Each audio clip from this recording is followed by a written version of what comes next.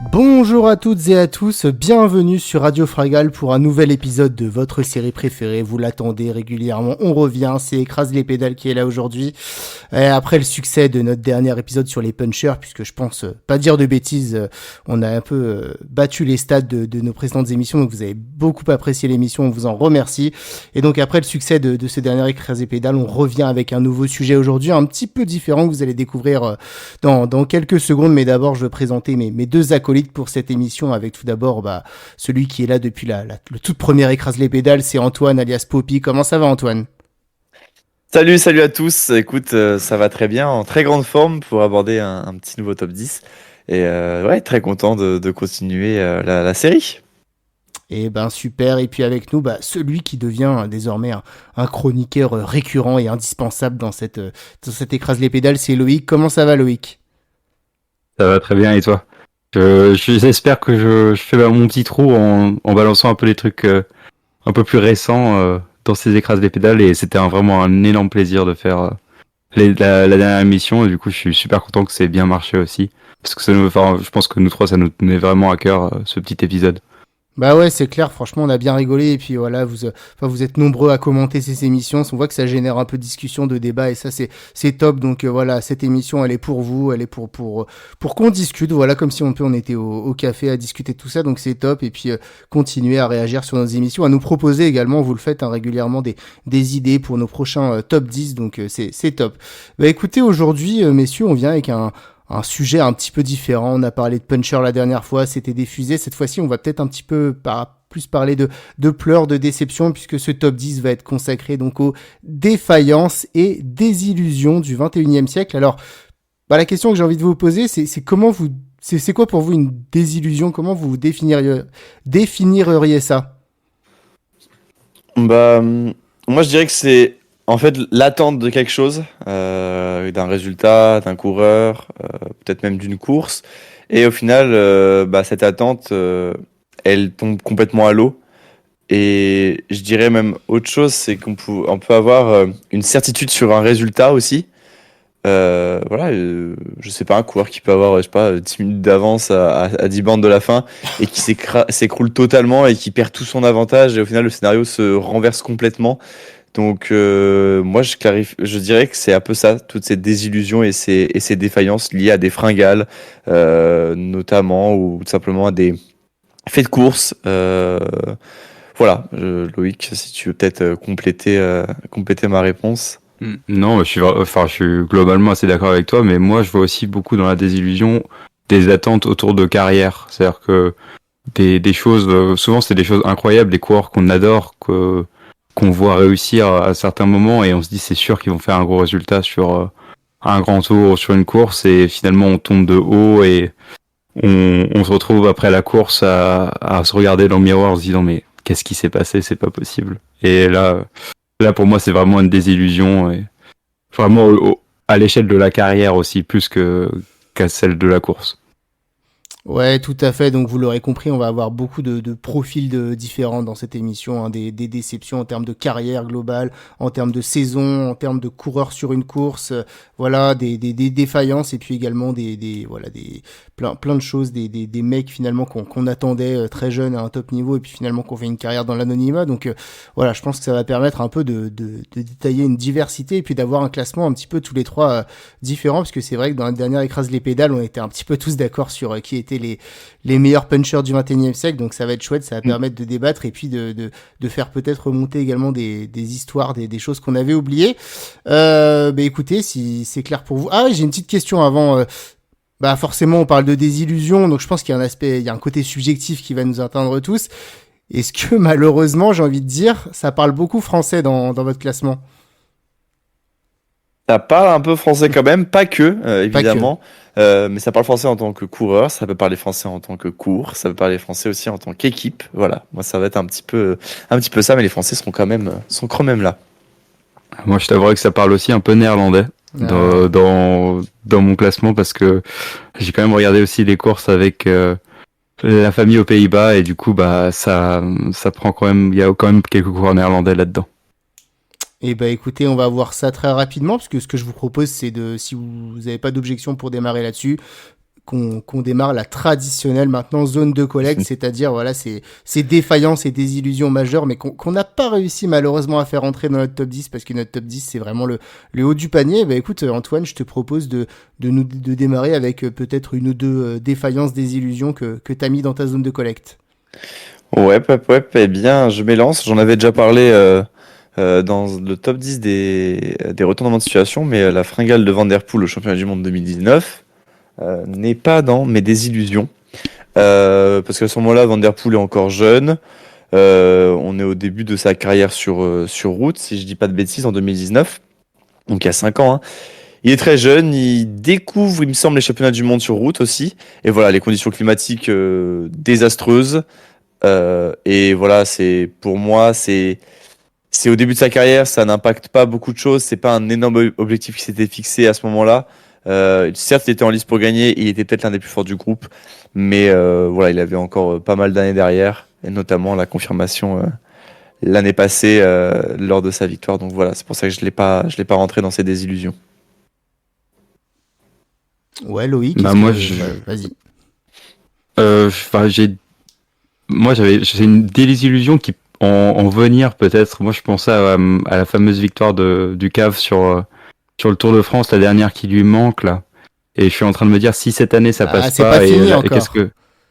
Mais oui, mais c'est pour ça que je te dis que c'est pour ça que c'est dans la zone de collecte. C'est que c'est une désillusion à en venir. Je la souhaite pas franchement, mais ça s'annonce peut-être très compliqué pour lui.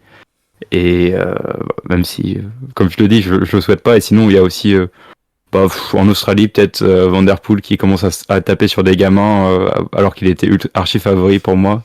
Là, j'étais un peu désillusionné. Mais bon, ça c'est peut-être pas aussi gros que ce qu'il y a dans mon top 10 quoi. Ouais, c'est ça. Est-ce que t'en as quelques autres, Poppy? Est-ce que j'en ai d'autres que j'ai pas rentré? Il y en a un que j'ai pas rentré, mais qui aurait pu être dans les 10. J'ai mis Egan Bernal. J'en avais déjà aussi parlé dans les défailles, dans les minces. Non, j'avais pas parlé dans les coups d'éclat. Je sais plus où j'en avais parlé, mais il me semble en avoir déjà parlé. Peut-être. Egan Bernal, oui. oui. C'était dans tes zones de collecte sur les étoiles filantes, je crois. Ah, c'est ça. Merci. Oh là là, c'est La tout. mémoire. La mémoire. La mémoire. Mais du coup, Egan Bernal, je l'ai pas mis parce que en fait, il y a quand même du résultat pour Egan Bernal. Et puis, c'est un incident qui malheureusement n'est pas un fait de course, qui rentre vraiment dans enfin, c'est dans le sport quand même, mais c'est quand même du extra, on va dire. Et pour moi, Egan Bernal, oui, il y a de la désillusion dans le sens où j'aurais aimé voir jusqu'où Egan Bernal aurait pu aller. Combien de Tours de France il aurait pu avoir, combien de Volta, combien de tours, est-ce qu'il aurait pu faire le triplé, etc., etc. Donc, il y a un peu de je reste sur ma faim, mais il a quand même gagné le Tour, il a quand même gagné le Giro. Donc voilà, il y a des belles victoires pour Egan Bernal en peu de temps. Donc ça peut pas rentrer en fait, parce que de l'autre côté, dans mes 10, c'est vraiment ou des événements passés qui, moi, m'ont fait beaucoup de mal, ou alors qui sont presque incohérents, ou alors quelque chose d'actuel. J'ai mis un truc actuel dans mon classement, qui pour moi est peut-être un peu plus gros que justement Egan Bernal. Moi, il est dans mon top 10, c'est vrai. Oh! Oh là là Ouais. là là là. Le spoil, le premier. T'as un peu spoilé déjà. Je suis désolé. Mais toi, Titien?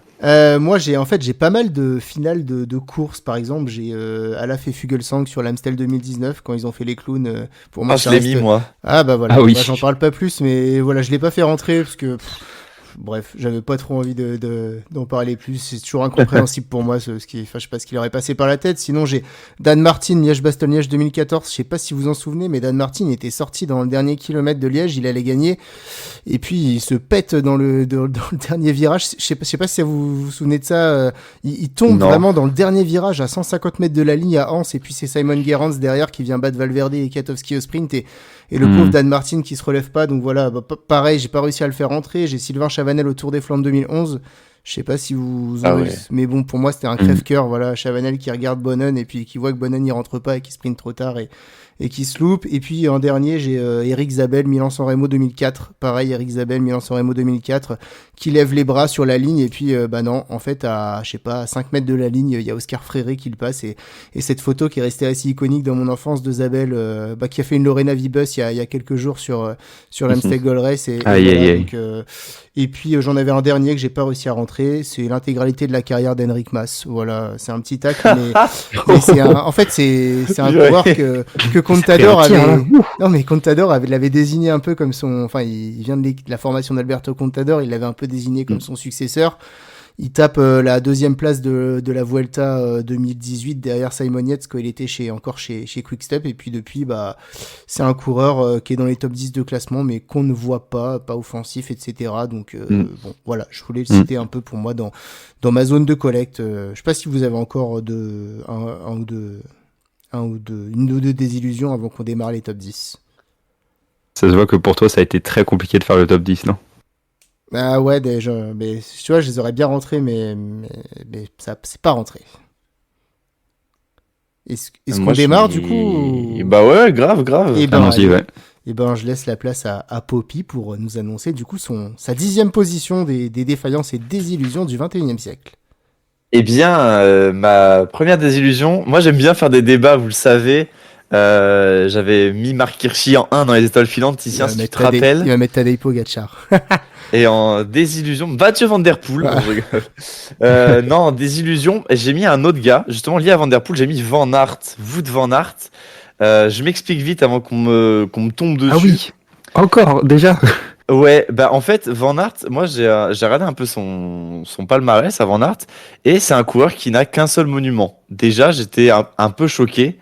C'est un coureur qui a qu'un seul monument. Il a énormément de victoires. On l'a vu aussi sur les grands tours très performants. C'est lui qui fait péter Pogacar l'année passée ou il y a 2 ans.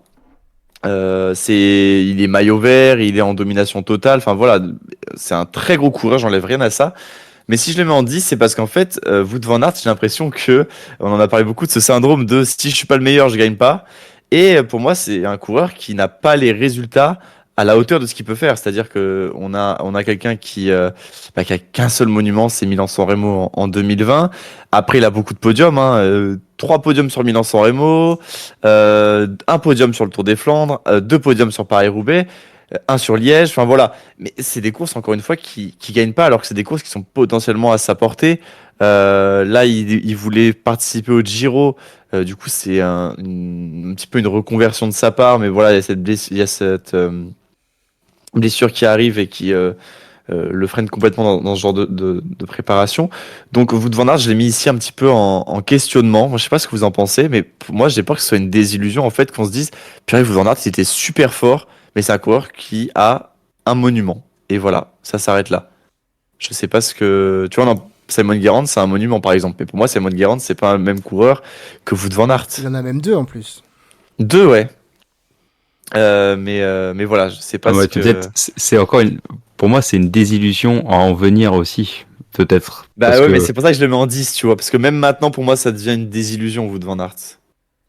C'est qu'il a vraiment pas de chance aussi non plus sur sa carrière. Enfin, il est tombé sur déjà une période où il y a des monstres de partout, donc c'est déjà compliqué d'aller gagner. Et les blessures. Enfin là, on l'a vu cette année où il a pas. Enfin, c'est horrible ce qui s'est passé pour lui et même pour la Visma en général en ce moment, c'est vraiment pas la joie. Mais il a quand même fait des choses incroyables dans sa carrière. Juste son maillot vert sur le Tour de France, pour moi, c'est. Enfin, tout le monde rêverait de ça dans une carrière. Enfin, même 1/4 ou 1% de ce qu'il a fait sur ce Tour de France, ce serait déjà incroyable. Ouais, je suis assez d'accord. En fait, je lui laisse toujours la chance. Je suis d'accord, il m'a traversé l'esprit, mais sa carrière n'est pas finie. Voilà, il a encore au moins peut-être 5 bonnes années devant lui pour aller encore gagner des monuments, etc. Il a quand même 9 étapes du Tour. Il a fait pour un coureur, on va dire, de son gabarit, des choses impressionnantes en remportant sur un même Tour de France une grosse étape de montagne, un chrono et un sprint massif sur les champs. Donc je comprends. Après, malheureusement, depuis quelques temps, il est surtout tombé sur des mecs qui sont... Enfin, c'est un très bon coureur, Wout van Aert, mais pour moi, il fait pas partie de cette catégorie des 2-3 coureurs actuels que sont Vingegaard, Van Der Poel ou Pogacar, qui sont vraiment au-dessus du lot. Donc il joue aussi avec ses moyens et voilà, il peut avoir quelques regrets, mais le palmarès fait que pour moi, c'est dur de le mettre dans ce top 10, mais voilà, j'y ai pensé aussi, donc je te comprends entre guillemets là-dessus. Je peux être moins seul quand tu dis ça. Est-ce que on Non a mais voilà, fait... c'était un peu pour Ouais. interroger. Et bah non, mais t'as raison. Bah, Non, mais je dis, dites-nous en Mhm. commentaire ce que vous pensez de la carrière de Wout van Aert. Est-ce que pour vous, pour l'instant, c'est plus une réussite ou une désillusion? D'ailleurs, je pense que ça peut donner un débat intéressant. Et bah écoute, à toi Loïc, je te laisse la parole. Moi, pour ma 10e place, j'ai fait une entorse au 21e siècle. J'ai mis quelque chose qu'on a entendu. Enfin, moi, j'ai entendu tout pendant toute mon enfance. C'était le Tour de France perdu par Laurent Fignon de 8 secondes. Moi, c'est un truc que j'ai entendu et j'ai vu plusieurs fois à la à la télé, etc. Et surtout, enfin, c'est quand même. Il a aussi une reconversion en tant que commentateur et on l'a écouté au Tour de France. Donc ça fait que ça a résonné quand même pas mal en moi et c'est pour ça que j'ai voulu un peu faire une entorse au concept. Et bon, et après il en a gagné aussi des Tours de France, mais ça devait être son grand retour et on le voit, il avait quasiment la coupe dans la main et on le voit perdre le Tour pour 8 secondes. Enfin, c'est un crève-cœur. Pour moi, ça m'avait vachement touché ces images. Ouais, bah Mm. j'ai rien de plus à dire. Je suis d'accord. T'as fait une belle entorse quand même d'une dizaine d'années, Ah oui. mais Ah c'est non, mais vrai là que ça reste toujours le plus petit écart aujourd'hui sur un Tour de France. Et ouais, c'est vrai que. Bah, de toute façon, il y a une même situation moi qui va arriver plus tard dans mon classement. Donc c'est vrai que ça parle bien. Je sais pas si Poppy tu veux réagir ou j'enchaîne. Non, non, oui, crève-cœur et les images de Fignon allongé qui a Ouais, perdu c'est horrible. avec les commentaires, c'est horrible, c'est horrible. Mais on va en avoir des choses horribles dans ce classement, hein. Moi Et je vous le oui, dis. Mais on en est là pour se faire du mal. En 10e position, j'avais parlé de Alaf et Fuglsang qui avaient fait un peu les clowns sur l'Amstel Gold Race. Bah moi, j'ai envie de parler d'une équipe qui a fait un peu. Ils ont fait un peu aussi les clowns et c'est le Tour de France 2005. C'est on va dire la désillusion la plus vieille de mon classement. C'est l'équipe T-Mobile sur le Tour de France 2005. Alors, je rappelle un peu le contexte. Lance Armstrong, grand favori à la conquête d'un 7e Tour de France et face à lui l'armada T-Mobile avec Jan Ullrich, l'éternel rival de Lance Armstrong, Andreas Klöden, deuxième du Tour de France 2004, et puis Alexandre Vinokourov. Il venait avec un trident magique pour battre Lance Armstrong en pleine confiance, etc. Et puis patatras, finalement, bah, y a rien qui est allé dans cette équipe. Jan Ullrich qui se casse la figure et qui traverse à l'entraînement la veille du Tour de France le pare-brise arrière de sa voiture. Ensuite, image terrible le lendemain pendant le premier chrono, Armstrong qui dès la première étape rattrape Ullrich parti une minute avant lui. Et puis ensuite défaillance des T-Mobile dans la montagne alors qu'ils avaient promis qu'ils allaient attaquer, que Lance Armstrong il allait pas pouvoir tous les suivre, etc. Dès la première étape de montagne, l'équipe d'Armstrong qui accélère et puis Ullrich, Klöden et Vinokourov tous défaillants les uns après les autres. Et ils ont voulu réagir dans les Pyrénées et ça courait n'importe comment. Quand Vinokourov attaquait, c'était Jan Ullrich qui partait en chasse derrière Vinokourov et qui ramenait Armstrong. Enfin, voilà, du coup moi ça m'a marqué dans mon enfance parce que j'avais jamais vu une équipe ramener autant d'armes et venir avec autant de certitude comme quoi cette année ça allait le faire. Et puis finalement, autant au niveau physique que tactique, c'était n'importe quoi. Ils se couraient tous les uns sur les autres. Donc voilà, j'avais envie de citer l'équipe T-Mobile en désillusion parce que finalement, ils ont jamais réussi à mettre à mal Armstrong. Et ça montre des fois aussi que le surplus de leader sur un grand tour, c'est pas forcément une super idée. Donc voilà, 10e position pour moi, la T-Mobile. J'avoue que c'est raconté comme ça, c'est des souvenirs qui ont l'air d'avoir beaucoup d'affect pour toi, Ticia. Ah, mais je te C'est jure, Moi, super c'est de des choses moi que j'ai pas raconter. vécu, ouais. mais c'était n'importe quoi. T'avais attaque de Non, mais ouais, non, Vinokourov, mais raconté Armstrong comme suit ça, pas, et puis ah bah Ulrich, tiens, qui ramène. Enfin, c'était vraiment, c'était n'importe quoi. Mais bon, Non, du mais oui, coup, mais raconté comme ça, c'est fou. C'est clair que c'est fou. T'arrives avec une grosse armada et ça roule n'importe comment. C'est clair que tu peux t'en mordre les doigts et que ça rend dingue. Surtout quand t'es fan de vélo et qu'Armstrong avait sa suprématie et s'était installé sur sur le podium en place numéro 1 sur le Tour de France. C'est clair que quand tu t'attends à ça, à avoir un gros duel et que dès les premières étapes de montagne, t'es complètement déçu, je suis bien d'accord avec toi et je te rejoins là-dessus. Hein. et bah écoutez, si c'est bon pour vous sur la 10e place, Poppy, je te laisse enchaîner, qui est ton 9e. Moi, mon neuvième, une équipe française sur laquelle j'ai eu beaucoup d'attentes. Et au final, j'étais très déçu de cette équipe. C'est l'équipe Arkea en 2021, il me semble, quand il y a Quintana et Barguil dans la même équipe. où je me suis dit, purée, yes, Quintana Barguil, deux mecs, des chasseurs d'étapes qui peuvent aussi accessoirement être bons sur des courses d'une semaine, qui peuvent peut-être aller chercher du résultat. Ah, ça peut être trop bien de les voir rouler ensemble. Tu sais, j'avais une grosse hype autour de ces deux coureurs-là, des grimpeurs qui n'hésitent pas non plus à attaquer, à partir. Enfin voilà. Et au final, la seule belle image que je retiens de ces deux gars, bah, ça va être dans le Granon en 2021. 2021, ouais. 2022, le 2022, pardon, 2022, où justement, Quintana a dit à Barguil, qui était devant en le rattrapant, lui dit, bah, mets-toi dans ma roue, on va rouler ensemble. Et je trouvais cette image très belle et j'aurais adoré voir plus de choses de ces deux-là. Pour moi, c'était vraiment quand ils se sont associés, c'était la renaissance de Barguil et de Quintana. Je m'attendais vraiment à ça, à me dire, bah en fait, on va les voir, il va y avoir une super cohésion, ça va bien marcher et en fait, ça va être trop bien pour Arkea, ça va être trop bien pour Barguil, ça va être trop bien pour Quintana. Et au final, pas vraiment. Ça a un peu été un flop cette année-là pour ces deux coureurs. Donc, petite désillusion. Je voulais en parler pour pouvoir aussi mettre un peu dans mon top 10 une équipe en désillusion. Donc voilà, j'ai mis l'équipe Arkea qui, moi, m'a un peu déçu. Je m'attendais à un peu mieux de leur part. Alors après, peut-être que je me suis emballé. Mais en tout cas, ça me faisait rêver de voir Barguil, Quintana dans la même équipe, qui est en plus une équipe qui forcément ne joue pas les grands tours, mais plus des victoires d'étape et même des courses un peu plus courtes. Donc voilà, je m'attendais à quand même quelque chose de la part de l'équipe Arkea sur ça. Ouais, je trouve que c'était vraiment une équipe ultra intéressante. Moi, Arkea, c'est quand même aussi des gars qui sont pas très loin de chez moi en Bretagne. Mais après, je m'attendais vraiment à pas grand chose non plus. Je m'attendais pas qu'ils gagnent. Enfin, je voulais qu'ils gagnent peut-être une ou deux étapes, mais j'avais pas tant d'attentes sur eux. Je m'attendais vraiment à une surprise et puis c'est tout. Donc je pouvais pas vraiment appeler ça une désillusion personnellement. Ouais, rien de plus à dire. De toute façon, Barguil, après son passage chez DSM, il a quand même bien floppé, je trouve, chez Arkea. Puis Quintana, je pense qu'il laissera pas un souvenir impérissable à l'équipe, vu comment ça s'est fini. Donc, effectivement, clairement. les deux, ça s'est mal fini. Deux beaux flops dans cette équipe, je trouve, même si Barguil a un titre de champion de France, je crois. Champion de C'est France, ça. ouais. Mais voilà, C'est bon, ça, c'est ça, ouais. vu ce 2019. qu'il avait fait en 2017, les attentes étaient quand même bien au-dessus. Et puis je pense qu'Arkea misait plus sur Quintana qui leur amène un podium de grand tour plutôt que Quintana qui leur amène une affaire de dopage. Donc voilà, rien de plus à dire. Et Loïc, à toi pour ta 9e place. On parlait un peu de dopage, mais en fait, c'était en fait, j'avais pas envie de placer des affaires de dopage dans mon top 10 et parce que vraiment ça allait prendre tout mon top 10 si je les prenais une à une. Et comme j'ai fait ma parenthèse historique en 10e place, je me suis dit bon, on va mettre en fin de top 10 les affaires de dopage, genre l'opération Puerto, Lance Armstrong et aussi je me souviens de regarder des images d'archives de Pantani et sa descente aux enfers. Et en fait, tout ce qui rend le cyclisme un peu, ça me désillusionne du cyclisme, quoi.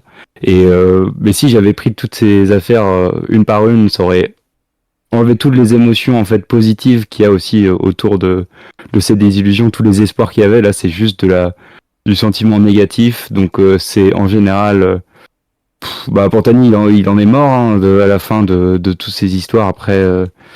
Il y a les affaires Sony Duval, etc. Donc c'est des moments où j'y croyais plus trop en fait. Enfin, ça m'a fait vraiment descendre en me disant bon, de toute façon quel est le plaisir de regarder ça. Et après ça m'a vraiment désillusionné. C'est pour ça que je voulais vraiment passer ça là-dedans et en même temps ça salit le sport. Donc c'était pas vraiment ce qu'on veut transmettre avec Radio Fringale non plus dans nos émissions. Mais je pensais que c'était important quand même d'en parler. Ouais, clairement, c'est des choses qu'on n'aime pas voir et que pour le sport, que ce soit en cyclisme, mais dans tous les sports, qu'on n'aime pas non plus entendre. Et voilà, ça casse un peu aussi le beau côté des choses. Voilà, ça entraîne parfois des situations dramatiques. Par exemple, pour Pantani, tu l'as dit. Donc non, c'est clair que c'est des grosses désillusions où tu as par exemple des héros de jeunesse et que tu apprends peut-être 10 ans plus tard ce qui se passe. Bah, tu te dis, ah ouais, le choc, quoi. Genre, vraiment, ça fout un coup au moral et c'est jamais agréable à voir et à entendre. Tout à fait, rien de plus à dire sur ces affaires de dopage qui font pas plaisir. Eh ben écoutez, moi en 9e position, ça parle déjà français, ça y est, mais c'est Julien Alaphilippe sur Globalement, alors j'ai envie de dire sur Liège-Bastogne-Liège 2020, voilà pour le cas précis, mais globalement le fait que Julien Lafilippe dans sa carrière n'ait pas remporté Liège-Bastogne-Liège, on en avait parlé dans notre écrase les pédales puncher. Pour moi, c'est globalement ce qui lui manque. Enfin, quand je reviens à 2015 et que Alaphilippe il fait sa deuxième place là sur derrière Valverde sous la pluie sur Liège, je me dis mais c'est impossible qu'il enquille pas les Liège-Bastogne-Liège et qu'il dépasse pas le Valverde à un moment et se dire qu'aujourd'hui Julien Lafilippe même s'il a 2 beaux titres de champion du monde, même s'il a maillot jaune sur le tour, il a des il a des super victoires, mais comment c'est possible que dans sa carrière il n'y ait pas Liège-Bastogne-Liège? Et forcément, je pense à peut-être 2021, même s'il bat au sprint à la régulière avec Tadej Pogacar, mais surtout au 2020 où je suis pas sûr que s'il avait fait un sprint régulier, il aurait pu être repris par ses adversaires. Donc puis même s'il fait un sprint irrégulier, quelle idée de se relever à 20 mètres de la ligne. Et c'était ridicule la façon dont il se fait passer par Primož Roglic. Et puis, des fois voilà, Julien il nous fait plaisir parce que voilà, il met du panache dans les courses et il attaque et tout, mais des fois t'as l'impression qu'aussi qu'il débranche un peu le cerveau. Et bon, c'est vrai que là c'est éternel regret sur ce Liège-Bastogne-Liège où il était au top de sa carrière. Sur le Tour des Flandres il était aussi très fort. Enfin voilà, il était vraiment à son prime à ce moment-là, et comment il a pu laisser échapper cette course. Enfin voilà, j'arrive pas à me dire que, et je pense que malheureusement maintenant il la gagnera jamais. Donc pour moi c'est une désillusion que Julien Lafilippe n'est pas Liège-Bastogne-Liège, qui est quand même le monument des punchers, enfin voilà, à son palmarès. Donc je voulais le citer dans ce top 10. Moi, il est beaucoup plus haut. Ouais, il est plus haut aussi. Ouais, moi, il est beaucoup plus haut. Bon, et on en reparlera. Je vous laisserai en reparler tout à l'heure. Alors, écoutez, passons à la 8e place alors. Qui est ton 8e, Poppy? Moi, en 8e, j'ai mis un événement où quand je l'ai vu, j'ai trouvé ça invraisemblable. La défaillance de Tadej Pogacar au Granon. En fait, pour moi, Pogacar était imbattable. Après ces 2 Tours de France remportés, après ses belles victoires, son panache exceptionnel. Arrivé au Granon, je sais pas si vous vous souvenez de cette image, mais de Pogacar qui, au pied avant le Granon dans la vallée, il regarde les caméras et il fait oh purée, mais ça envoie, c'est bon ça. Et je me dis, mais Pogacar, il va tellement kiffer la montée là avec toute cette bagarre. Et en fait, quand Vingegaard part et que justement il est incapable de suivre, non pas incapable de suivre Vingegaard, mais impossible de suivre Maïka, je me suis dit, mais oh purée, mais l'étape va être longue pour Pogacar.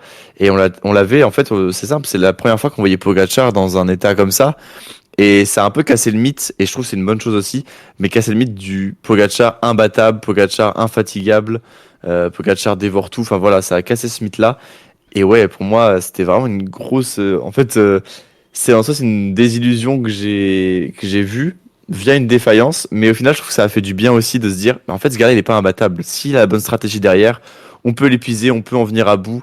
Et finalement, ça prouve aussi que le vélo, c'est un sport d'équipe. Là, ça a été clairement un sport d'équipe dans cette étape-là. Et voilà, donc le Pogacar l'imbattable qui tombe, je l'ai mis en 8e. Ouais, c'était une étape qui m'avait vachement marqué, surtout pour les tactiques qu'il y avait eu avant en fait le Granon, et juste à quel point il y avait eu un jeu de la Jumbo Visma à l'époque derrière, et en fait il explose totalement. Et en fait finalement on aurait peut-être aussi un peu besoin actuellement de ça, de voir ça aussi sur vu sa puissance sur cette saison. Peut-être que ça nous ferait du bien de voir ça sur un grand tour. Sur le Giro, j'y crois pas trop. Mais peut-être que sur le tour, on pourrait peut-être revoir ça, même si j'en doute. Mais c'est sûr que moi, ça a énormément marqué aussi. Je suis d'accord, et j'en parlerai plus tard parce que je l'ai mis beaucoup, beaucoup plus haut. Voilà, donc j'en parlerai tout à l'heure. Écoute, Loïc, vas-y.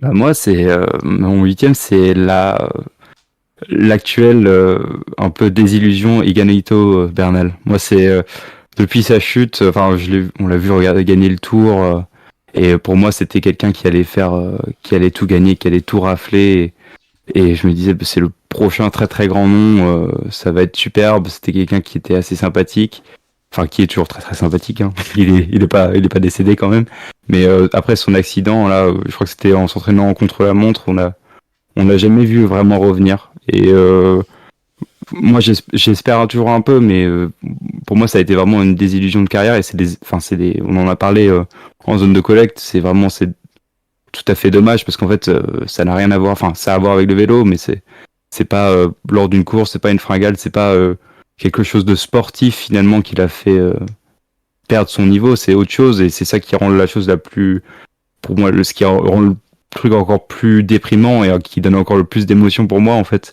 Et justement, ce top 10, en fait, pour moi, c'est vraiment de l'émotion plus que du concret. Et donc ça devait rentrer dans mon top 10.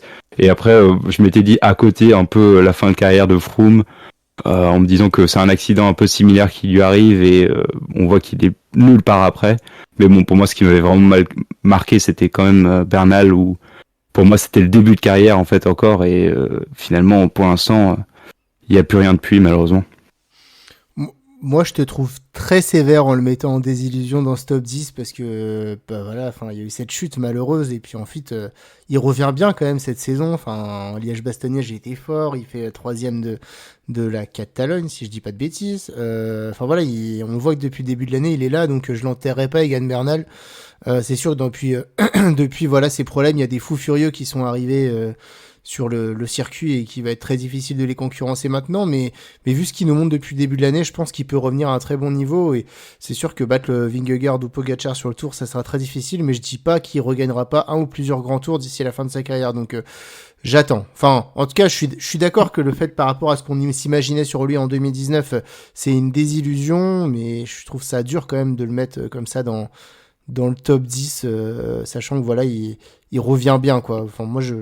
Je te demande qu'à être contredit. Franchement, j'espère que ça va pas se passer comme ça. Mais pour l'instant, c'est le sentiment, quoi. Ouais, j'en ai parlé juste un peu avant, donc rien forcément à ajouter sur Egan Bernal. Eh bah écoutez, je vais enchaîner avec mon huitième alors. Bah pour moi, ma huitième place, c'est la saison 2012 de Purito Rodriguez. Pourquoi? Parce que Joachim Rodriguez sur cette saison 2012, il était incroyablement fort et il s'est loupé partout. Déjà sur Liège-Bastogne-Liège, il était très fort. Il arrive à sortir dans la bonne échappée et s'extraire du groupe avec Maxime Iglinski à la poursuite de Nibali dans le final. Et puis truc invraisemblable pour moi à l'époque, puisque Rodriguez il venait de gagner la Flèche Wallonne 3 jours avant. Rodriguez, le meilleur puncher de l'époque, qui se fait déposer par Maxime Iglinski dans Liège-Bastogne-Liège, donc très très décevant. Et puis surtout, bah cette année-là, pour moi, il aurait dû gagner et le Giro et la Vuelta, et il est battu par Ryder Esjedal sur le Giro. Voilà, enfin ça me paraissait quand même invraisemblable. Je trouve qu'il courait assez mal, il prenait assez peu de risques. Et puis surtout, bah, derrière, voilà, cette Vuelta, je pense qu'on s'en souvient bien, où avec il luttait avec Alberto Contador et Alejandro Valverde, et puis il était si fort, je sais pas si vous vous souvenez de cette Vuelta. Enfin, Rodriguez, à chaque fois, il était attaqué tout le temps par Contador, et puis il résistait, et il allait déposer l'Espagnol, et il a remporté, je sais pas, 4 ou 5 étapes. À chaque fois, c'était lui qui gagnait au sommet. Il paraissait vraiment insubmersible, Rodriguez. Et puis sur cette étape de Fuentd, Alberto Contador nous a sorti un numéro dont il avait le secret en s'échappant, alors que c'était une étape de transition. Et je me souviens, moi, ça avait marqué à l'époque de Rodriguez qui craque complètement, qui se fait même déposer par Valverde pour la deuxième place et qui finira seulement troisième de cette Vuelta, alors que franchement, il était pour moi impérial. Et voilà, cette saison, ça aurait pu faire rentrer Joachim Rodriguez vraiment dans un autre niveau de carrière. Lui qui était un excellent puncher, mais finalement qui a assez peu de victoires marquantes, même s'il a 2 tours de Lombardie, et ben il a loupé pour quelques secondes la victoire sur le Giro face à une adversité qui était assez relative, et puis il loupe cette Vuelta, ce qui à 3 jours de l'arrivée paraissait complètement fou tellement il était fort. Donc voilà, j'avais envie de le mentionner parce que pour moi c'est ce qui fait basculer une carrière entre un coureur exceptionnel et un coureur voilà, qui est surtout des occasions manquées. Donc ouais, saison de Rodriguez en 2012 pour moi, qui m'avait marqué comme belle désillusion. Bah, moi j'ai pas vu non plus de Rodriguez 2012, j'ai pas beaucoup suivi, voire pas du tout. Mais c'est vrai que de voir, je pense au Giro notamment, Ryder Esjedal s'imposer devant Rodriguez, c'est vrai que ça peut paraître choquant. Mais voilà, j'ai pas envie de dire de bêtises, donc je préfère ne rien dire justement sur cette saison-là. Mais j'irai bien me renseigner après, Titien. Bah moi je pense que j'étais encore un peu jeune aussi à l'époque, donc j'ai pas énormément de souvenirs de ça. Mais c'est sûr que si je l'avais vécu, je pense que je l'aurais ressenti comme toi. Ouais, bah c'est ça. Non, mais c'est intéressant d'avoir de toute façon un classement avec des visions différentes. Mais ouais, c'est vrai que moi j'aimais bien Rodriguez, et je me suis dit putain, mais comment on peut louper autant enfin au final Rodriguez aujourd'hui il reste comme un coureur, tu vois, qui a qui a une bonne carrière, mais qui n'était pas un crack de chez crack. Et alors que s'il avait pu gagner ces grands tours qui se sont joués à quelques secondes, bah, ça aurait quand même beaucoup changé son image, à mon avis, de carrière. Et bah écoutez, je vous propose de passer maintenant à la 7e position avec à toi, Antoine, de démarrer. Ouais, bah, 7e position, quelque chose qui pour moi était invraisemblable et qui n'aurait jamais dû arriver. La défaillance de Simon Yates sur le Giro en 2018, qui est une défaillance mais irréelle pour moi. Giro 2018 donc avec bien Dumoulin en second favori avec Chris Froome notamment.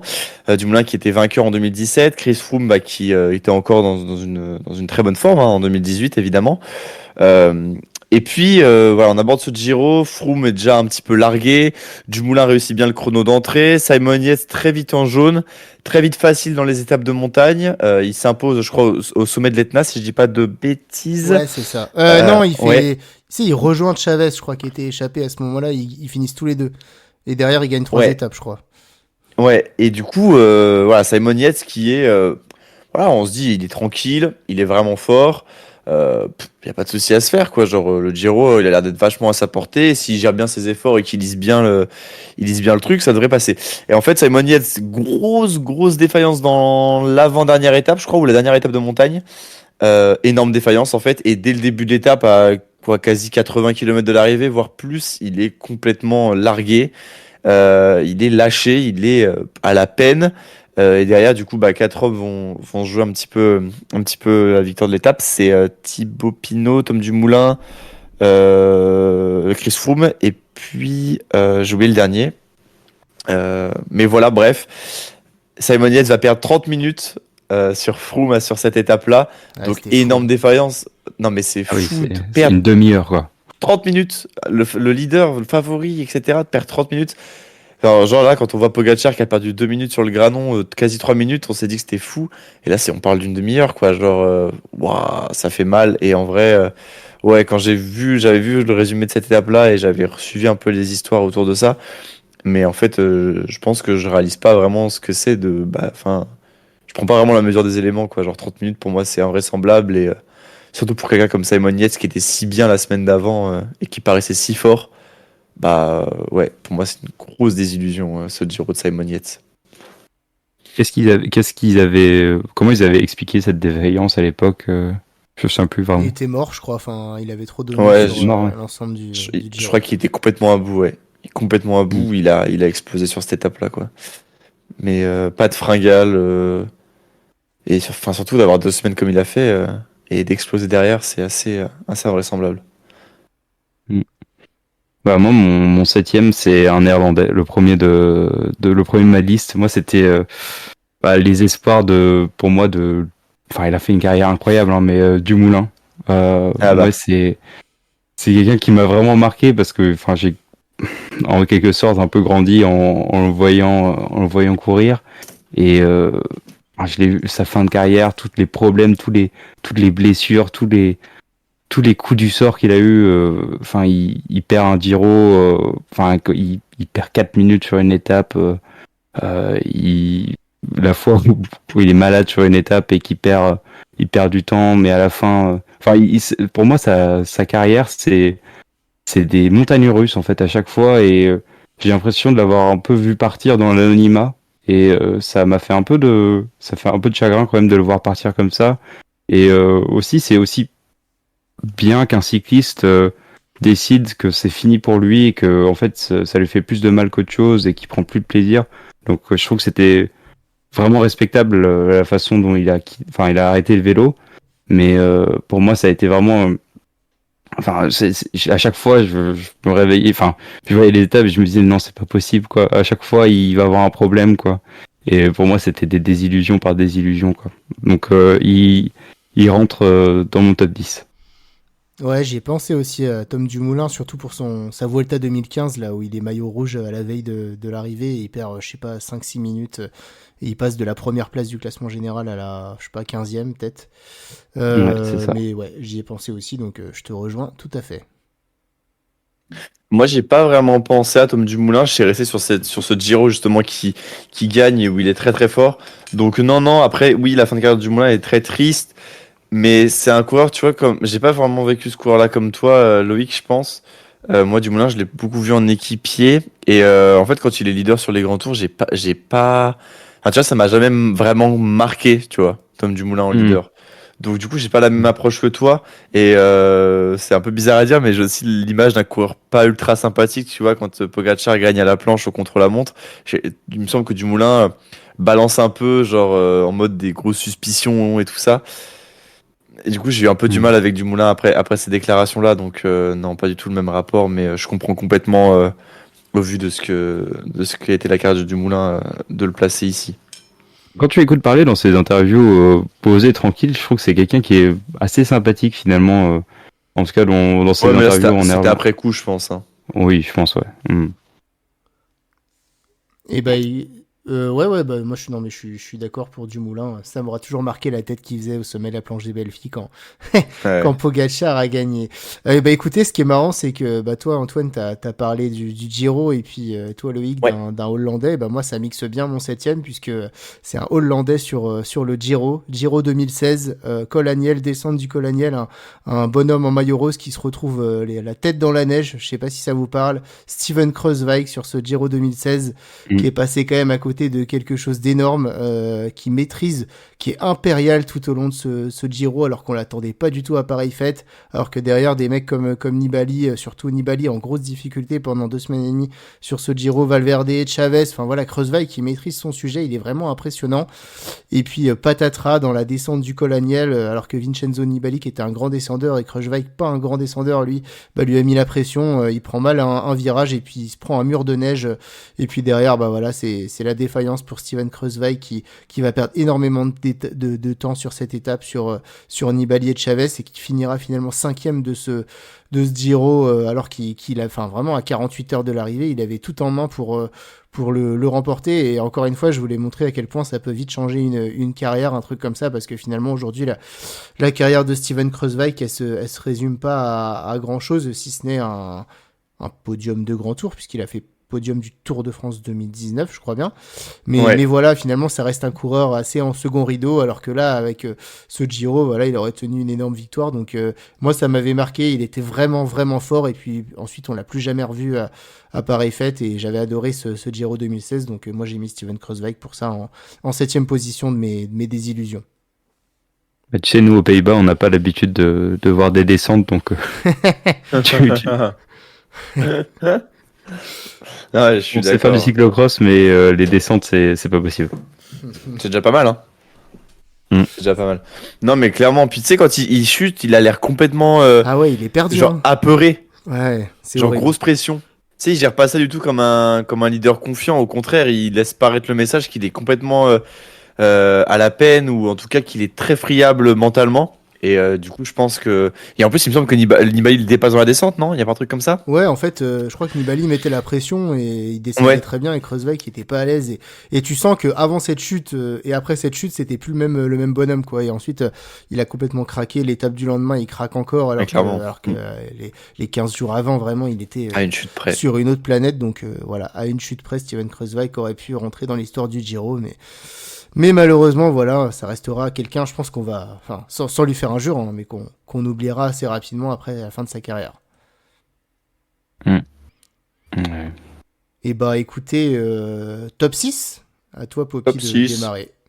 On en a parlé un petit peu tout à l'heure, on en parle souvent, même je pense sur Radio Fringale. L'Amstel 2019, finale, la Oh Philippe, là là. Fuglsang, victoire de Van Der Poel. Comment c'est possible de perdre une course comme ça quand tu t'appelles Julien Lafilippe, que tu es dans l'année 2019, une année où tu survoles sur les courses comme sur les courses classiques, sur les courses d'un jour. Comment c'est possible quand tu es avec ton grand rival Fuglsang de perdre cette course comme ça? Certes, tu te méfies de Fuglsang et c'est normal, mais tu ne peux pas. Genre, comment Mathieu Van Der Poel peut ramener le groupe derrière avec un développement inhumain et ensuite gagner devant toi? C'est pas possible. Ce n'est pas possible. Tu n'as pas le droit de perdre cette course.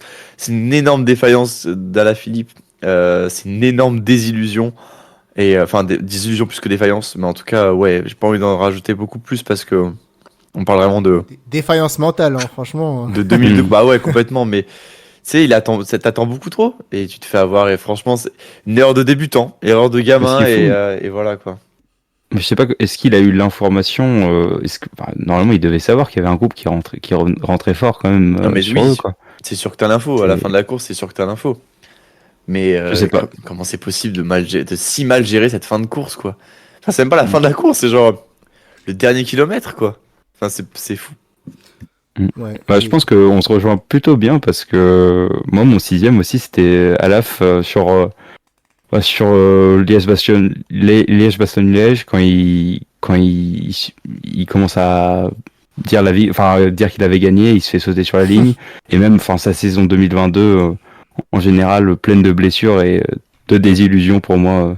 Après on en parle, j'ai l'impression que Julien on en parle tous les top 10 donc faut faut Il est tout le peut-être temps là. un peu calmer le truc mais moi ça m'avait marqué quoi je m'étais dit mais la saison quand il tombe en plus à la Vuelta en fin de saison, c'est juste une saison toute pourrie. Enfin, j'ai l'impression que lui, à chaque fois en fait, c'est ce qui est bizarre, c'est que il y a des éclats énormes dans sa carrière et d'autres, c'est tellement bas, ça tombe tellement bas, c'est tellement horrible pour lui. Et, enfin, c'est des énormes désillusions à chaque fois. Et peut-être parce qu'il a été aussi haut, et peut-être que parce qu'on a eu autant d'espoir en lui et il nous a même, enfin, il a gagné devant nous et c'est pour ça que il y a quand même des grosses désillusions pour nous aussi. Ouais, et bah, je suis d'accord sur Alaphilippe, il nous a autant fait rêver que, que pleurer, on va dire, entre guillemets. Tu veux réagir, Antoine, ou j'y vais sur le sixième? Bah sixième, je viens de le faire. Non, non, je voulais Justement, savoir si c'était. tu voulais réagir sur Alaf. Ah non non du tout Non, du c'est bon. tout non. Eh bah écoute, ouais, je pense qu'on a tout dit. Moi, mon sixième, ça y est, on rentre dans le dur du dur des désillusions. C'est Primoz Roglic sur le Tour de France 2020. En fait, je l'ai pas mis plus haut, alors que pourtant, pour moi, c'est le. Mais je crois que c'est ce que tu avais mis dans l'écrase les pédales sur les retournements de situation. Tu l'avais dû le mettre en premier, Antoine. Pour moi, c'est le plus gros retournement de situation que c'était un choc pour moi en fait. C'est vraiment un truc incroyable qu'on a vécu en direct, je trouve. Et en fait, en retournement de situation, je l'aurais mis premier. Ici, en défaillance des illusions, je ne peux pas le mettre plus haut parce que c'est autant dû à une petite défaillance de Roglic qui a surtout un exploit monumental de Tadej Pogacar, je trouve, qui a survolé la concurrence à un niveau qu'on n'attendait pas. Roglic, il fait un mauvais chrono, mais pas un chrono désastreux, dans le sens où, voilà, il aurait dû être dans les 2-3 premiers du chrono, il doit faire sixième, je crois. Voilà, et c'est donc voilà, pour moi, je voulais pas le mettre plus haut, mais purée quand même ce que c'était choquant moi à l'image, et puis tu vois l'image de Roglic qui a maîtrisé ce Tour de France, qui était en cette année 2020 avec Alaphilippe le meilleur coureur du monde, qui gagnera la Vuelta quelques semaines plus tard, qui a gagné Liège-Bastogne-Liège et qui perd ce tour avec la maîtrise qu'ont eu les Jumbo pendant toute l'épreuve. Enfin, c'était incroyable avec Van Aert qui maîtrisait tout en montagne, Roglic qui semblait serein, impérial, etc. Et sur ce chrono, bah voilà, il perd le Tour de France, il arrive avec son casque là à l'envers, en défaillance totale. Et donc voilà, pour moi, ça méritait totalement d'être dans ce classement, au port du top 5, parce que encore une fois, voilà, c'est surtout l'exploit plus que la défaillance de Roglic, c'est l'exploit surhumain de Pogacar ce jour-là que je retiens encore plus. Mais ouais, c'était une image que je suis pas prêt d'oublier. Et franchement, pour moi, c'est une des étapes du Tour qui m'a le plus marqué en tant que suiveur. Moi, il est beaucoup plus haut. Je t'avoue. Non, mais je comprends qu'il Ouais, soit je plus haut. comprends, J'ai ouais. pensé plus haut aussi. Après, j'ai nuancé par rapport au côté défaillance. Voilà. Ouais, moi je veux juste rajouter sur ce que tu as dit, Titien. Je suis d'accord avec toi sur le fait que, au-delà d'une défaillance, je pense que c'est surtout une grosse perte de Pogacar parce que Roglic, il est pas si mal, hein. Je crois qu'il fait Ouais, c'est quatrième ou ça. cinquième du Il est chrono. bien classé, quoi. Donc en fait, il fait quand même une bonne perf, tu vois. Et en vrai, bon, je pense c'est un leader en sursis aussi là-dessus, comme Kruijswijk. Mais voilà, en tout cas, pour moi, c'est plus une réussite de Pogacar qu'une défaillance en soi de Roglic. Mais visuellement, il laisse paraître une grosse défaillance, quoi. Façon de Ouais. Bah pédaler, moi, le casque, voilà, quoi. c'est l'image qui me marque le plus. Enfin, c'est le casque à l'envers, etc. La photo de lui au sol avec le casque à l'envers, ça m'a tellement marqué au niveau des illusions que je devais le mettre un peu plus haut pour moi. Ouais, non, mais je comprends. Et puis la panique quand il doit changer de vélo, qui comprend que, oulala, s'il change pas de vélo, ça va pas le faire. Et puis tu vois que le changement de vélo, il est hyper hasardeux. Il jette sa visière. Enfin non, vraiment, c'était panique à bord et ça contrastait tellement avec les 19 étapes précédentes où t'avais une maîtrise absolue. Donc ouais, c'est hyper marquant, je trouve, comme épisode. Moi, je trouve ça fou d'avoir vécu ça. Eh ben écoutez les gars, ça y est, on arrive sur le top 5 de ce écrase les pédales et à toi l'honneur, Poppy, d'inaugurer ta cinquième place. Ma cinquième place, on en a pas mal parlé déjà, donc je vais pouvoir y aller assez vite. C'est le Liège-Bastogne-Liège 2020 à la Philippe. Encore une fois à la Philippe. Pareil, tu es Julien Alaphilippe, tu as à la portée de gagner un monument. Qui puisait Liège-Bastogne-Liège. Et pourquoi tu lèves les bras si tôt? Voilà, gros, la question que je poserai à la Philippe, ça serait ça. Pourquoi tu lèves les bras si tôt? Et au final, passer par Roglic qui est arrivé sur sa droite. J'ai pas envie de parler non plus trop parce qu'on en a déjà beaucoup parlé, mais voilà, pour moi, c'est une grosse défaillance. Tu n'as pas le droit, un peu comme. En fait, je voulais le mettre à côté de l'Amstel, mais devant parce que l'Amstel n'est pas un monument, là où Liège en est un. Donc c'est un peu le même scénario, hein, sauf que là ça se joue au sprint. Je pense que tout le monde est à bout. Il y a des gros noms dans ce peloton de sprint. Donc voilà, mais c'est ouais, pour moi une grosse désillusion parce que on passe à un- un- une mauvaise gestion de 20 mètres de course ou un sursaut d'orgueil, je sais pas, mais de gagner un monument pour Alaphilippe quoi. Enfin, Ouais. du moins gagner Liège. Ouais, non, mais bon, bah, je pense qu'on en a Mm. déjà tous parlé. De toute façon, celui-là, on l'a tous les trois, donc c'est vraiment que, à mon avis, pour nous, Mm. c'est vraiment une belle désillusion partagée. Et ouais, c'est dur de se dire que. Mais vous y croyez, vous, qu'il peut remporter Liège-Bastogne-Liège ou pour vous, c'est fini maintenant? Bah, moi, Non, j'ai c'est l'impression que c'est un fini. peu cuit, hein. Ouais. Ouais. Ouais, je pense qu'on Bah, est à peu près tous. Si Van Der Poel pas gagné, je pense pas qu'Alaphilippe puisse, hein. Ouais, ouais. Enfin, vu comment Ouais. Pogacar ou Remco, ils font des numéros, je pense que même Alaphilippe à son top, je suis pas sûr qu'il pouvait partir comme ça, aussi loin de l'arrivée et gagner. Donc ouais, Mm. ouais. Je pense que ça va être très, Bah, très surtout compliqué. que C'est compliqué, ouais, c'est l'année ça. prochaine, tu sais pas où il est, donc il y aura même, enfin, il y aura sans doute pas l'équipe non plus pour l'aider à gagner. Non, pour moi, c'est cuit, hein. Après, comme il va gagner le Tour de Romandie cette année, attention. Oui, pardon. Ouais, ouais, je sais pas. Bah, toi, Loïc, pour ta cinquième place. Ma cinquième place. Alors moi, c'était. Alors j'ai hésité en fait assez longtemps entre le cinquième et le quatrième, honnêtement. Et en fait, en cinquième place, j'ai mis Andy Schleck. J'ai mis. En fait, quand sa chaîne saute et qu'il y a Contador qui le passe, et moi, pour moi, ça m'avait tellement marqué parce que c'était le tout début de quand j'ai commencé à regarder le vélo. Vraiment, c'était tout début. Et je m'étais dit, mais c'est pas juste, quoi. C'est tellement pas juste. C'est horrible. Pourquoi ça? Et même il fait deuxième, je sais plus combien, 3 fois, non? Un truc comme ça. Enfin, il, il arrive pas du tout. Et après, comment il arrête sa carrière. Moi, c'est un coureur il m'avait vachement marqué et je m'étais depuis, en fait, je peux pas voir Contador. Je peux pas le voir à cause de ça. Parce que je pense que quand j'étais gamin, j'ai été marqué par lui. Et c'est un coureur que j'ai pas pu voir après. Et ça, enfin, je me souviens de regarder la télé et de me dire, mais c'est juste horrible, c'est injuste. Et le fait qu'il se fasse attaquer, c'était un crève-cœur et une désillusion totale.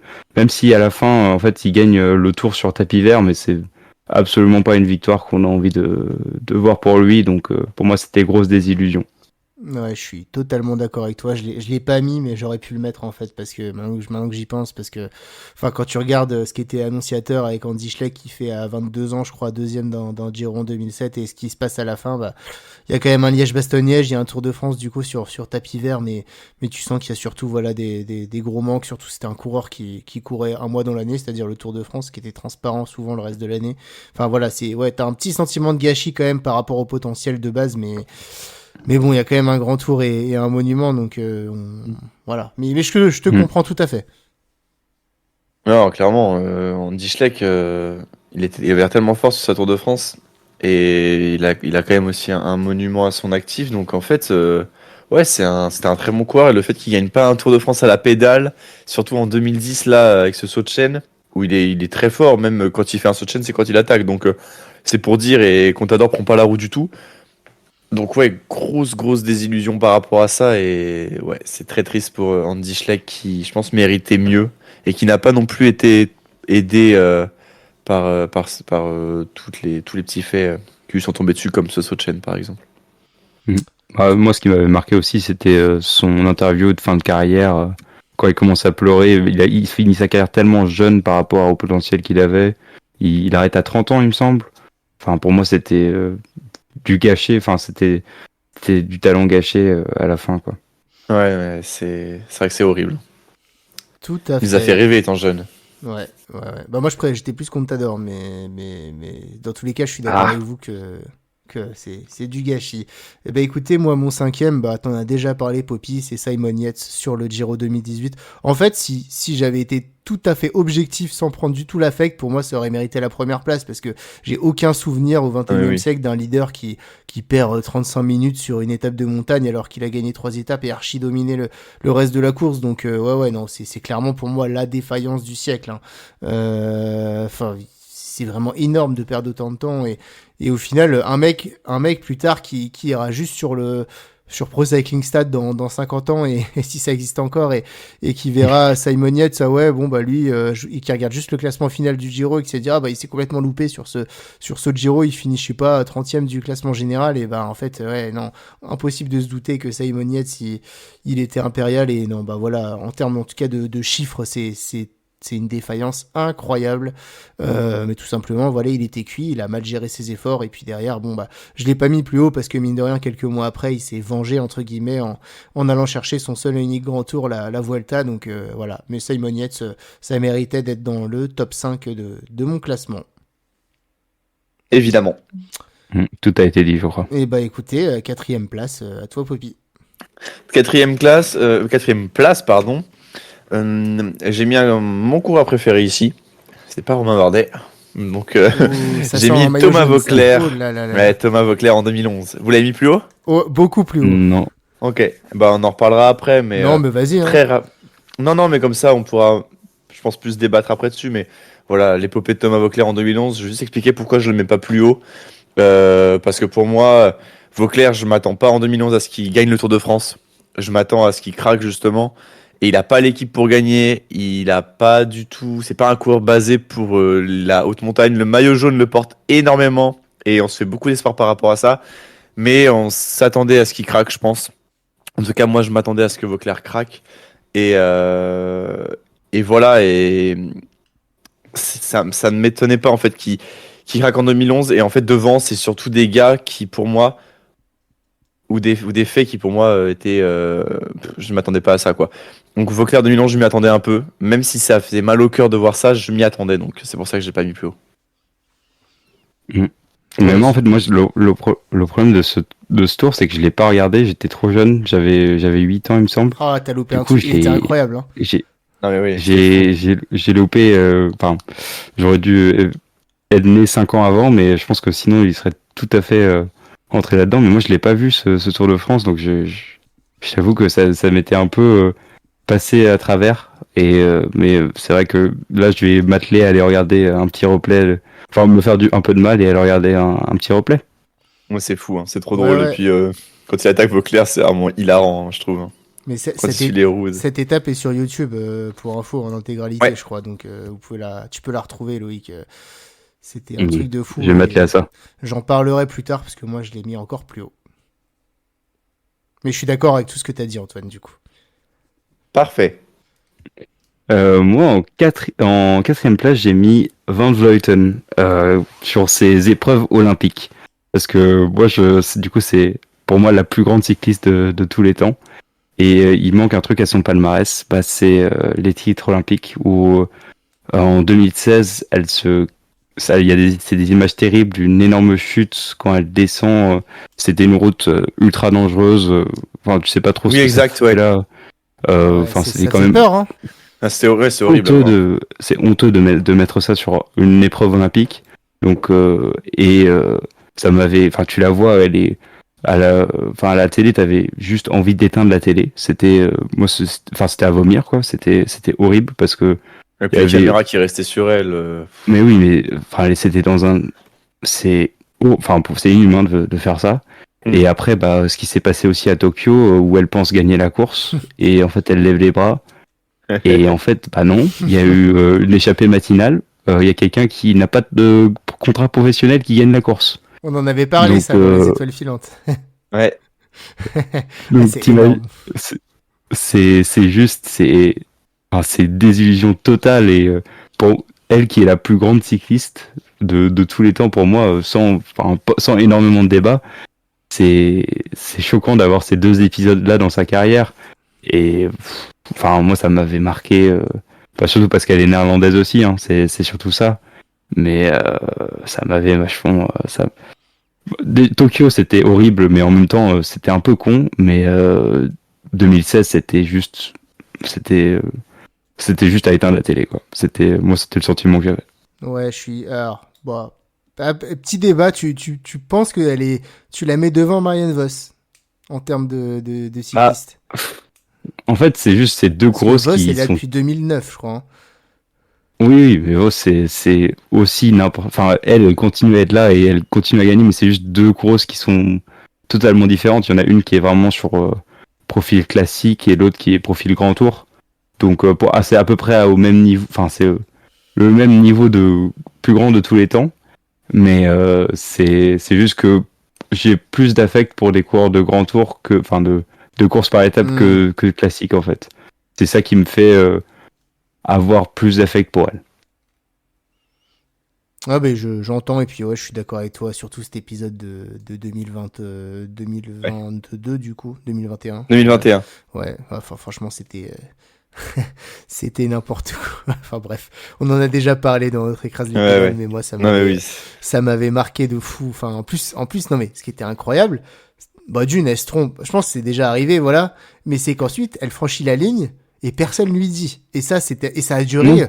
duré bien 5 minutes hein, pendant et en plus enfin elle va voir son soigneur tout de suite enfin tout le monde arrive et elle continue à croire qu'elle a gagné ça dure enfin moi j'ai été gêné hein, devant ma télé franchement j'étais là mais c'est pas possible pourquoi personne lui dit enfin elle continue à faire la fête et ouais c'était incroyable donc ouais Mais en interview, elle explique hein, qu'en fait, personne ne savait. Enfin, les coureuses autour d'elle ne savaient pas si elle avait gagné ou pas. Et c'est le staff qui a, je sais pas voulu ouais lui ils ont dire. bugué ouais Enfin, je pense qu'ils ont eu peur ou je sais pas il y a eu un truc mais très étonnant. ouais, c'était étonnant. Puis même 2016, je pense que ces JO-là, en termes de cyclisme, c'était pas non plus la fête, hein, que ce soit chez les filles ou chez les garçons. Je crois que c'est Nibali qui tombe aussi dans la descente à ce moment-là, donc Ouais, la pas Philippe qui fou. est tombée aussi. Non, je sais plus. Bah, en tout cas, c'était un peu bizarre comme course. Ouais, ouais, complètement. Mm. Et bah écoutez, moi en quatrième position, bah je pouvais pas faire un top 10 sans parler d'Alberto Contador forcément. Et du coup, Ah, j'ai Ah, pris la plus grosse défaillance d'Alberto Contador. Alors je sais pas si ça vous parle, mais Paris-Nice 2009. Je sais pas si vous l'avez regardé ou pas du tout, mais en tout nope. cas, pas Paris-Nice du tout. 2009, 2009, c'est du Contador à son top du top. Mm. Hein. C'est là où il remporte son tour le plus facilement. Et sur Paris-Nice 2009, il maîtrise son sujet. Sur la montagne de Lure, là, qui est le petit Mont Ventoux, qui était la principale étape de montagne, il met 1 minute à la concurrence, qui était à l'époque des Luis Sanchez, des Frank Schleck ou des Sylvain Chavanel. Et puis avant-dernière étape, souvent traditionnelle de Paris-Nice, c'était une étape un peu toboggan avant celle de Nice, vers Fayence, etc. Et Contador, il se fait attaquer de toutes parts par Luis Sanchez, par Sylvain Chavanel, par Schleck, par Jens Voigt, etc. Et puis il résiste, et puis Sanchez finalement qui réussit à sortir, et Contador qui commence à perdre un petit peu les pédales, et à 5 km de l'arrivée, alors moi ça m'avait choqué, puisque enfin voilà, c'est vraiment la plus grosse différence de Contador sur du plat. Il se fait lâcher par le groupe de poursuivants dans lequel il est, avec Schleck, avec Voigt ou avec Chavanel, mais il est vraiment lâché sur du plat hyper rapidement 1 minute, quoi, en 2-3 km, énorme fringale. Alors là, pour moi, c'est le plus gros coup de fringale que j'ai jamais vu, et puis surtout, image, mais saisissante. Donc il y avait une dernière montée d'1 kilomètre, pas très compliquée dans Fayence à la fin, et Contador, il se fait rattraper par le peloton qui était 3 minutes derrière. Le peloton, il le rattrape, et c'est même pas que Contador, il reste dans le peloton, il se fait déposer par un peloton de 50-60 coureurs, mais déposé sur place, il finit complètement vidé, et il finit quoi, alors qu'il était à 30 secondes de la tête à 4-5 km de l'arrivée, il finit quoi, avec 4 minutes de retard, quoi. Enfin, c'est vraiment, il a perdu 4 minutes en 4 km. C'était vraiment une défaillance énorme et de voir enfin, c'est la seule fois où j'ai vu un coureur se faire déposer comme ça par un peloton aussi fourni et ne même pas pouvoir prendre les roues de mecs qui faisaient en montée 20 kilos de plus que lui. Donc, ouais. Énorme défaillance de Contador qui avait évidemment fait du Contador et réagi le lendemain en enflammant la dernière étape, mais ça n'avait pas fonctionné. Mais moi, ça m'avait marqué et voilà, je voulais en parler ici parce que ça m'avait. Voilà, pour le coup, là, c'est vraiment un coup de fringale énorme et ça m'avait marqué étant jeune. Que serait un top 10 sans Contador pour toi? Voilà, non mais en plus ça rentrait bien Impossible. dedans là, donc enfin je m'en souviens encore aujourd'hui, hein, je suis toujours traumatisé. Et bon, voilà, depuis il a gagné plein d'autres courses derrière, mais voilà, ça m'avait marqué. Et ben écoutez, si ça vous va, c'est parti pour le podium. Normalement, il y a que du lourd pour chacun, donc vas-y Poppy, qui a la médaille de bronze?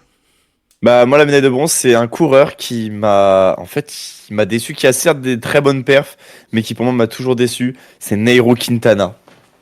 Peut-être que je suis dur, mais en tout cas, c'est un coureur qui m'a déçu.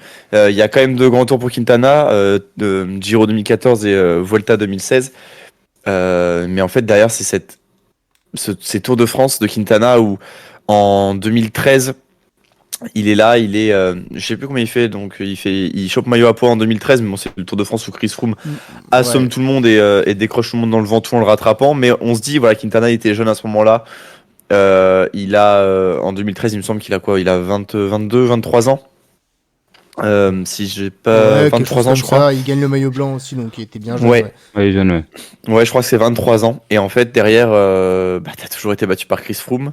Et ensuite, il y a une énorme descente pour moi de la part de Quintana. C'est-à-dire que enfin, c'est un coureur en plus qui avait la bonne allure parce que il attaquait, il était capable de suivre aussi. Pas forcément un très très bon rouleur, mais en tout cas un coureur fort en haute altitude. Voilà, un Colombien, quoi, comme on aurait pu comme on les connaît. Mais en fait, il y avait tellement une mauvaise gestion de ses courses à Quintana, c'est-à-dire que le tour, il est plus fort que Froome. Je crois que c'est 2015. Il attaque dans la dernière étape et il reprend tellement de temps. Mais dans la dernière étape, quoi. Mhm. Donc, c'est-à-dire que quand tu prends 2 minutes 30 sur Froome, c'est pas dans la montée de l'Alpe d'Huez que tu vas lui reprendre ce temps-là, quoi. Enfin, on parle de Chris Froome 2015, donc c'est compliqué. Donc, voilà. Ouais, c'est Quintana, pour moi, c'est une grosse déception parce qu'il aurait pu tellement apporter plus au vélo, déjà de une. Je trouve qu'il laisse pas une empreinte énorme au cyclisme. Enfin, je sais pas ce que vous en pensez, mais pour moi, il me laisse pas une empreinte énorme dans le vélo alors que pourtant il avait tout pour. Et puis pour moi gagner le Tour d'Italie et le Tour d'Espagne en 2014 en 2016, malheureusement, peut-être horrible à dire, hein, mais c'est pas suffisant quand Quintana pour moi était un coureur qui voulait absolument gagner le Tour, c'était son objectif, il en était capable. Et pour moi, il a mal géré beaucoup de courses. Il a quand même des courses par étapes aussi. Il a quand même des victoires d'étapes sur les 3 grands tours. Voilà, mais pour moi, malheureusement, la carte de Quintana, elle me convient pas. Et pour moi, c'est une désillusion, quoi. Clairement, c'est une désillusion. C'est un coureur qui aurait pu avoir tellement plus de choses. Et ouais, pour moi, je suis déçu de la carte de Quintana. En plus, avec Moi, cette je trouve fin. Ouais, t'es dur quand même. Enfin, moi, je trouve Ouais, que je t'es sais pas. vachement dur envers lui. Enfin, c'est quand même un mec qui a une carrière énorme. Il gagne 2 grands tours. Il gagne des étapes de partout. Il a 3 ou 4 étapes sur le Tour de France, je sais plus. 3. 3. Dont une en 2019, ouais.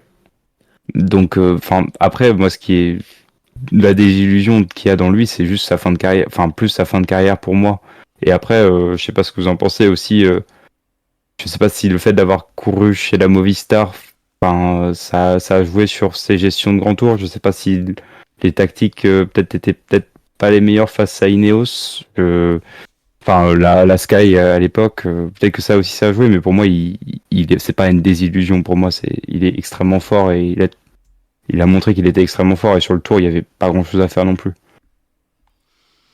Moi, je te rejoins un peu, Antoine, même si je l'aurais pas mis aussi haut, mais ouais, effectivement, c'est pareil, de me dire qu'il a jamais gagné le Tour de France. Enfin voilà, c'est des choses que j'attendais de sa part. C'est un peu comme Andy Schleck, finalement, c'est des mecs qui arrivent très très jeunes et que tu te dis qu'ils vont tout casser, et puis finalement, ils atteignent une sorte de plafond de verre, et puis bon, bah derrière, voilà, qui sont impliqués dans certaines histoires. Donc non, rien de plus à dire, si ce n'est que je suis assez d'accord avec toi, même si c'est un peu sévère de le mettre aussi haut dans le classement, effectivement. Je suis très déçu de lui, c'est vraiment pour ça, quoi. En fait, ce qui me fait mal, c'est surtout l'empreinte qu'il va pas laisser, quoi. Genre, franchement, est-ce que Quintana, c'est un coureur qui Genre, si vous devez citer 10 coureurs d'influence au 21e siècle, pour moi, Quintana, il est pas dans les 10, tu Ah vois. non, il est même pas dans les 20. Et Hein. Non, bah voilà, non. tu vois, donc, Oui. et pourtant, c'est un coureur où on a dit qu'il avait le potentiel pour aller gagner le tour. Il a été souvent sur le podium, ça a été le rival de Froome, enfin, tu vois. Froome qui a même gagné 4 fois le Tour de France. Purée, merde, quoi, genre, non, Quintana, ouais, je trouve ça dommage, c'est tout. C'est pour ça que je voulais le mettre ici. Vraiment, j'avais beaucoup d'attentes envers lui. Et bah, j'ai jamais été satisfait de ces attentes-là, quoi. Pour moi, maillot à poids sur le Tour de France, ça suffit pas. Et encore, il y en a qu'un seul. C'est trop léger pour moi. Voilà. Bah moi, mon troisième, ça va être un Français, ça va être Romain Bardet.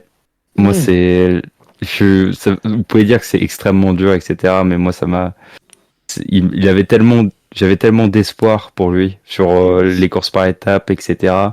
Et en fait, finalement, bah, il fait deuxième du Tour de France en 2016. Euh, il accroche le podium sur un contre-la-montre à Marseille. Enfin, Pour une seconde. pour moi, c'était une seconde. Enfin, enfin, vous vous souvenez des images, c'est un truc de ouf. Et mais en fait, finalement, il gagne pas grand-chose dans sa carrière. Et là, on est vraiment au crépuscule de sa carrière. Je crois qu'il termine. Enfin, il sait pas encore s'il arrête ou pas l'année prochaine ou cette année. Mais pour moi, il y avait tellement. Pour moi, c'était lui qui allait avec quelqu'un d'autre qui allait gagner un Tour de France pour la France. Et finalement, ça n'arrivera jamais. Et je sais pas si parce qu'il est né à la mauvaise époque, sans doute peut-être pour ça, mais c'est aussi un coureur qui est tellement attachant, qui est tellement lui-même et tout le monde s'attache à lui. Et enfin, pour moi, c'est un talent gâché d'un certain point de vue, quoi. Je sais pas ce que vous en pensez, les gars, mais pour moi, ça m'a trop marqué, Romain Bardet. Ouais, je suis d'accord dans le sens où il y a eu beaucoup d'occasions gâchées. On l'avait dit dans le écrase les pédales sur les Français, effectivement. Enfin, deuxième des mondiaux, deuxième de Liège, deuxième du Tour de France, deuxième de encore d'autres courses encore. Enfin voilà, il a beaucoup une collection de places d'honneur et peu de victoires. Après, je pense que moi, ce qui me décevait surtout, c'était beaucoup l'attitude en course enfin, j'ai souvenir de Romain Bardet, effectivement, comme un coureur qui attaque et au bout de 10 mètres qui se retourne. Enfin voilà, on l'a souvent comparé à Thibaut Pinot pour plus de panache chez Thibaut Pinot.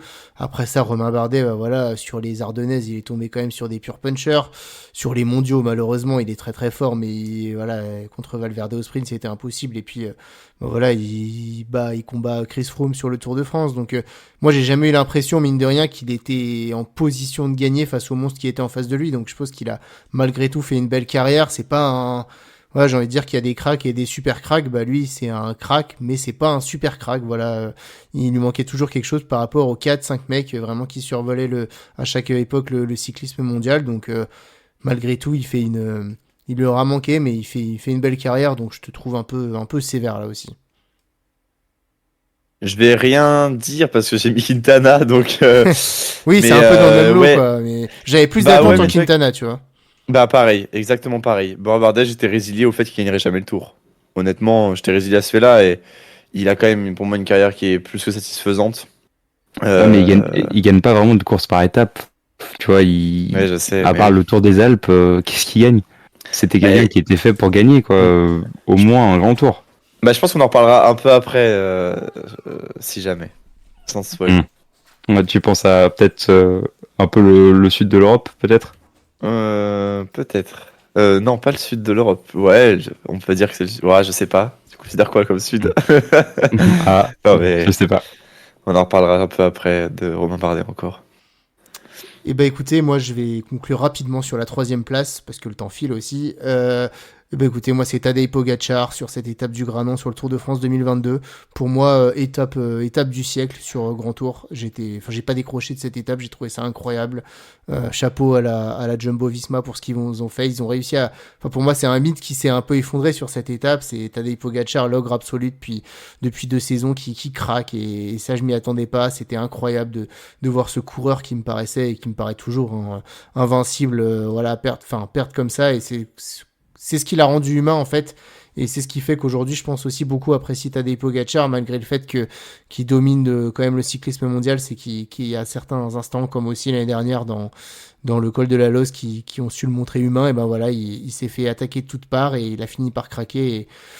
Et voilà, c'était impressionnant ces images où tu as un mec comme, enfin Pogacar, c'est un monstre de chez monstre et qui se fasse déposer comme ça par des mecs comme Quintana, Geraint Thomas ou encore David Godus et ou même Yates. Enfin voilà, c'était quelque chose qui m'a marqué. Cette étape, vraiment, c'était incroyable. Donc moi, je le mets en troisième position parce que pour moi, c'était une défaillance pour moi à laquelle je m'attendais absolument pas d'un monstre absolu du cyclisme. Donc ouais, ça me restera longtemps en mémoire aussi cette défaillance de Tadej Pogacar dans le Granon. Enfin, je pense que beaucoup de monde, hein, c'est pas pour rien qu'on a fait fringale au Granon par la suite. Donc voilà, c'est une troisième place méritée pour moi pour Tadej Pogacar ici.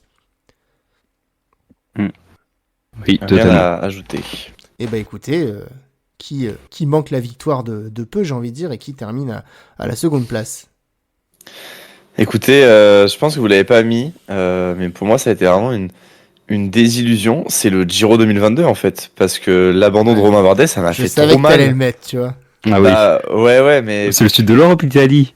bah Oh. oui, mais je pensais à l'Espagne, tu vois. Pour moi, l'Espagne, c'est le sud de l'Europe. L'Italie, c'est à gauche, hein. Ouais, mais c'est le sud. Hein. Oui, oui. Mais ouais, ce Giro 2022, pour moi, j'aurais tellement. Tu sais, c'est les courses où tu te dis, et si? Et si Bardet n'avait pas abandonné, qu'est-ce que ça aurait donné, ce Giro? Parce qu'il avait l'air fort, Bardet. Il avait l'air très fort, peut-être même dans la forme de sa carrière sur un grand tour. Il avait l'air très, très, très fort. Et malheureusement, on ne saura jamais la suite de ce Giro. Remporté par Jay Hindley, c'est ça, Titien? Bah ouais, c'est pour ça que dans tous les cas, Ouais. moi je peux pas le mettre dans le classement parce qu'il aurait pas pu gagner Bah oui. contre Jay Hindley, voilà. C'est ce qu'on pense, mais moi je reste persuadé que Bardet aurait pu accrocher la victoire jusqu'au bout. Un coureur Bardet en plus très fort en troisième semaine. Donc honnêtement, j'aurais tellement voulu voir ça. Au-delà de peut-être qu'il gagne ou pas, ça c'est encore autre chose, mais au moins désillusion de ne pas avoir cette bataille avec Romain Bardet en prétendant à la victoire sur un grand tour, et ça aurait été magnifique, et je pense que ça aurait été là on aurait parlé d'une carrière bien différente pour Romain Bardet. Je pense pas que Loïc l'aurait mis troisième dans ce classement. Ouais. Ouais. Bah Bah, je suis vas-y complètement Loïc. d'accord. Bah, moi, je te suis, mais je l'avais en troisième place. Mais après, moi, je voulais parler de deuxième. Donc, Pogacar, le créateur de désillusion, et dans les deux sens du terme. C'est-à-dire pour Roglic sur le contre-la-montre, dont on va peut-être pas se répéter, mais tout ce qu'on a dit, le casque au travers, etc. Et après, bah, du coup, sur cette fameuse étape du Granon. Donc, en fait, c'était tellement compliqué de prendre les deux, c'est que bah, j'ai dit le créateur de désillusion dans les deux sens du terme, quoi. Et bon, c'est vraiment un coup de coude au concept du top 10, mais je me suis dit ça passe ou ça casse. Est-ce que l'arbitre dit que c'est faute technique ou pas? Non, non, mais écoute, après à choisir, tu mettrais laquelle des deux en plus grosse désillusion? Bah, c'est c'est ça qui était compliqué. Mais moi je dirais plutôt quand même Roglic, le casque au travers, le dernier jour, Ouais, c'était c'est marquant, c'était hein. tellement marquant pour moi. Pour moi, c'était la chose qui marquait. C'est vrai qu'il n'avait pas fait un chrono dégueu, mais juste l'image du coureur détruit, c'était pour moi, c'était parce que pour moi, il ne regagnera pas de tour, de grand tour, enfin de Tour de France. Et pour moi, c'était la chance de sa carrière. Et malheureusement, ça se représentera sans doute plus pour lui. Donc, c'est pour moi, ça le suivra toujours. En fait, c'est aussi ça le problème, quoi. Alors que Pogacar, bah, il en a gagné des Tours de France. Mm. Bah je te Ouais, suis, non mais j'ai mis les deux, donc je suis d'accord avec toi. on est d'accord, complètement d'accord aussi. Bon, Vas-y, tiens. et bah non, mais juste pour dire que également, je suis d'accord que Romain Bardet, c'est une énorme occasion manquée en 2022, parce qu'on est passé rapidement dessus, mais voilà. Malheureusement, on refait pas l'histoire, mais je pense aussi qu'il y avait un sacré coup à jouer cette année-là. Mais écoutez, de toute façon, je pense qu'on est dans le thème des Français maintenant jusqu'au bout, et du coup, bah, je pense qu'on n'a pas la même première place, puisque moi, j'ai mis en deuxième celui que je pense que vous avez en premier, j'ai mis Thibaut Pinot en deuxième sur le Tour de France 2019. Bon bah pourquoi je l'ai mis en deuxième parce que bah voilà c'est une énorme désillusion. Je l'ai pas mis en premier et je m'expliquerai après parce que j'ai plus mal vécu, ça m'a plus traumatisé ma première place. Mais ouais, Thibaut Pinot sur le Tour de France 2019, vous me direz ce que vous en pensez, je pense qu'on est assez d'accord, c'était l'occasion d'une vie pour Thibaut Pinot, s'il était dans la forme de sa vie, c'est la seule fois où on l'a vu aussi dominant, le plus fort en montagne, etc. Donc enfin voilà, je pense que tout le monde connaît ce Tour de France 2019, c'était sûrement un des plus beaux auxquels j'ai assisté avec celui de 2011. Et puis surtout, enfin, ce déchirement de voir, tu vois, les commentateurs qui étaient là. Mais qu'est-ce qui se passe avec Thibaut Pinot dans cette étape qui était censé arriver où je sais plus. Là, je sais plus où ça devait passer par Liseran. Je sais plus où ça arrivait, mais dès les premiers kilomètres, tu vois Pinot qui est lâché. Et ouais, les commentateurs, ils étaient là. Mais qu'est-ce qui se passe? Qu'est-ce qui lui arrive? Il a une piqûre. C'est ses vêtements qui le serrent. Et non, en fait, cette blessure au genou et Thibaut Pinot en pleurs dans les bras de son équipier William Bonnet qui rentre dans sa voiture et puis le soir à l'hôtel qui donne son interview en pleurs. Enfin voilà, on sent vraiment que voilà, il était hyper touché au moral et puis bah voilà, ça s'est enchaîné avec 2020, avec cette nouvelle désillusion et cette chute de 2020. Les deux sont un peu, finalement, je lis un petit peu les deux. Et voilà, on attendait Thibaut Pinot de retour en 2020 pour venger un petit peu la fronde 2019 et puis cette chute sur la première étape et ensuite sur la première étape de montagne du Tour de France 2020 à 60 km de l'arrivée quand on voit Thibaut Pinot lâcher avec toute son équipe. Voilà. Et puis derrière, là, il a jamais retrouvé ce niveau qu'il avait pu avoir sur ce Tour de France 2019. Donc vraiment, cette doublette avec le Tour de France 2020, c'est une énorme désillusion de la carrière de Thibaut Pinot et on pourrait rajouter à ça le Giro 2018 où il était très fort et puis dans l'avant-dernière étape de ce Giro, enfin, tu vois une image furtive où tu vois les Groupama derrière le peloton, tu te dis qu'est-ce qui se passe et tu vois Thibaut Pinot t'as l'impression qu'il est en train de clamser tellement il était pas bien, asphyxié, etc. Enfin voilà, grosso modo, une bonne partie de la carrière de Thibaut Pinot à partir de ce Giro 2018, ça a été la galère mine de rien et il est passé à si près en 2019 mine de rien, si près de gagner le Tour de France, c'était le plus fort et finalement voilà Thibaut Pinot, on se rend compte que son meilleur résultat sur le Tour et ça c'est assez incroyable, c'était en 2014 avec cette troisième place et plus jamais il a refait un résultat pareil ensuite. Donc ouais, énorme désillusion pour Thibaut Pinot et c'est pour ça que forcément je l'ai mis en deuxième position. Mais du coup, vous pouvez enchaîner puisque je suppose que vous l'avez mis en premier. Oui. Ouais. Oui. Bah oui. Bah vas-y, fais-toi place. Bah je vais pas tout dire. Moi j'ai mis plus le Tour de France 2019 de manière globale parce que je voulais englober Alaphilippe et Pinot.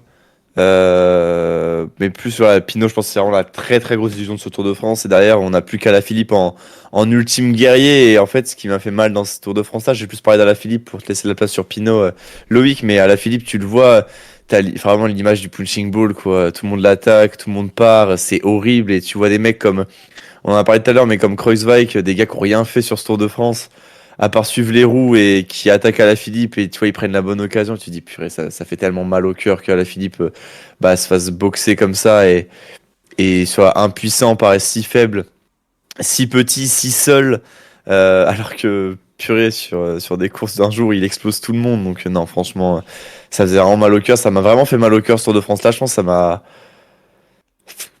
beaucoup d'événements sportifs qui m'ont fait beaucoup de mal, mais je pense que celui-là, c'est une cicatrice qui se fermera jamais, quoi. Purée, je pense, autant Bardet, j'ai des doutes, tu vois. Je me suis dit peut-être qu'il aurait pu jouer la gagne. Autant je suis quasi sûr qu'en 2019, Pinot doit gagner le Tour de France.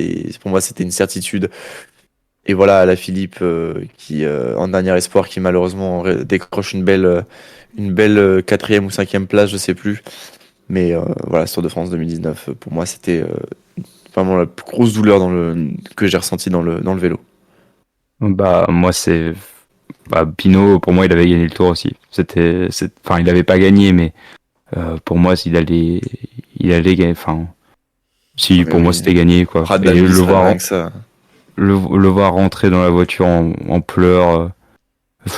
Enfin c'est un coureur avec qui on a grandi. Enfin moi j'ai grandi et au travers de sa carrière et après de le voir terminer déjà le fait d'avoir abandonné sur le Giro et là où il était impérial jusqu'à ce moment-là et tu comprends pas tout ce qui se passe et tu le vois rentrer dans la voiture et tu comprends que c'est fini.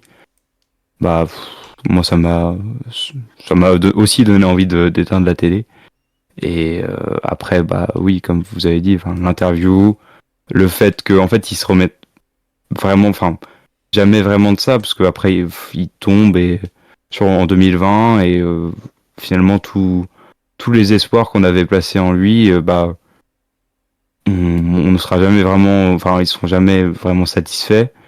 Et en même temps, c'est un coureur qui est tellement attachant, avec qui on a tellement d'affect, ça fait tout le monde l'adore en fait. Mais est-ce que, enfin, si, il devait gagner le Tour, et c'était celui qui devait gagner le Tour de France pour la France, finalement, qui l'a jamais fait. Donc, moi, c'était ma plus grosse désillusion, et ça, je pense que c'est une des plus grosses désillusions sportives que j'ai, tout sport confondu, de ma vie, quoi. Et j'espère ne pas en revivre des comme ça, quoi.